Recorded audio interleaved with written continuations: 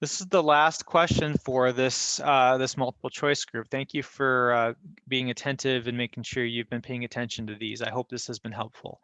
Question 15. Which of the following graphs represents a binomial distribution with n equals 20 and p equals 0.25? And you might want to say, maybe my formula sheet has something that can help me. And so let's look. Do I see the word binomial anywhere?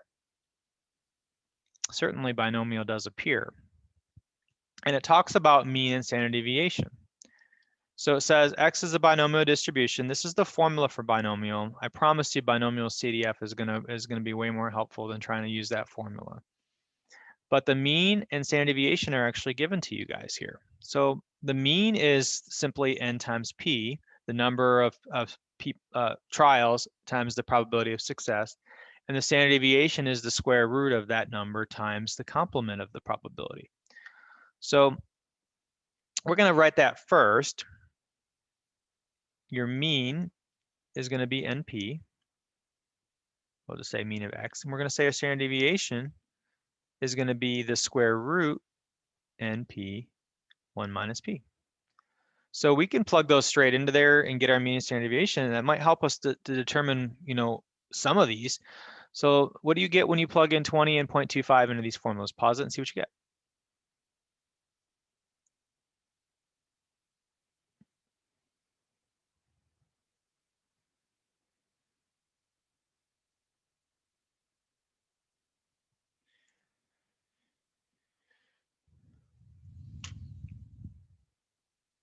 All right, I'm ready to put that in there. 20 times 0.25, a quarter of 20 should be 5. So your mean should be 5. You want this graph to be centered around 5. And then when you plug this in,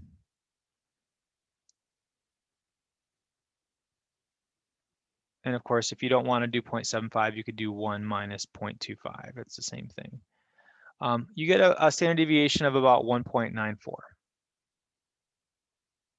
So it's approximately spread out too. So let's start with the mean. We want the mean to be 5. Now 5's right here. So we can rule out that one, right? That's not the mean. 5 is over here, not even close. Here the mean, let's see, 5 is right there.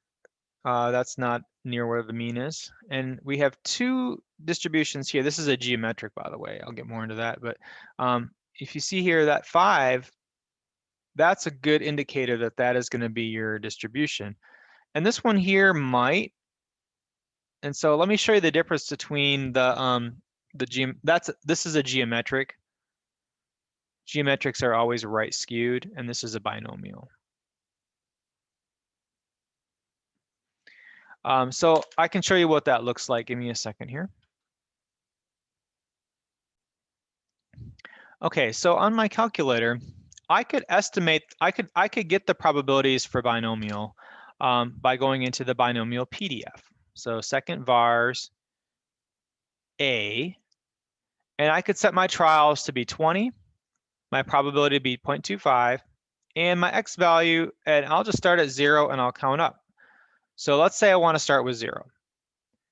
Then that should be a low probability, right? 0.003.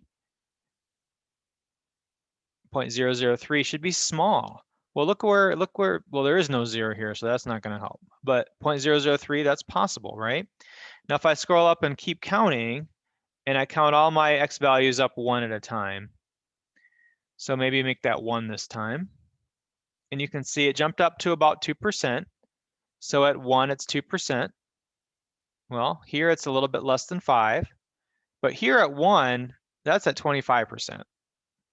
That's way too high, right? So I know it's going to be starting out small, and I'm gonna kind of just go up a little bit 1 at a time so you can see. If I do it at 2, that increases to about 7%. And I can change it to 3, 13%, and my highest one will be 5, 19%, 20%, right? So the mean is 5, because if I keep going up, that's going to go back down again.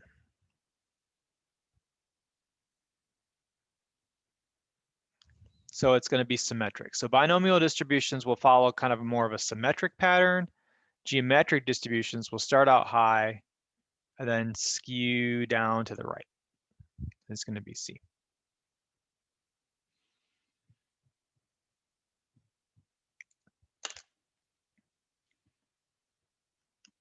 All right, guys.